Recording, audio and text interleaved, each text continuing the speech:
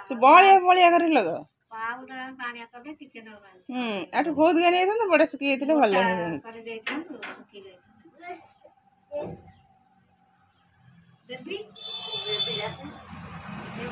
ହଁ ହଁ ଗାଧୋଇ ପାଧୋଇ ସବୁ ରେଡି ହେଇଥିଲେ ନା ଆମ ଘରେ ନାଚୁଥିଲା କାଲି ବଢିଆ ନାଚିବ କାନ୍ଦୁଛ କଣ ପାଇଁ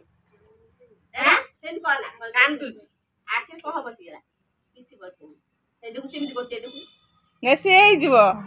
ସେତିକି ଦାଉନ କୁଷ୍ଟ ହେଇକି କାନ୍ଦୁଛ ଆଣିବୁ କାନ୍ଦିବୁ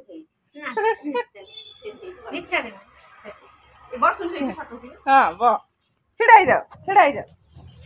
ହଁ ତୁ ଷ୍ଟାଇଲ କରି ଛିଡା ହଉନୁ ଏଇରେ କଣ ଟିକେ ଛିଡା ହୁଅ ହେଇରେ କଣ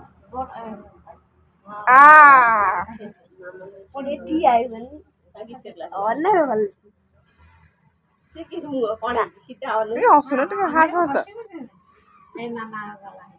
ହେଇଗଲା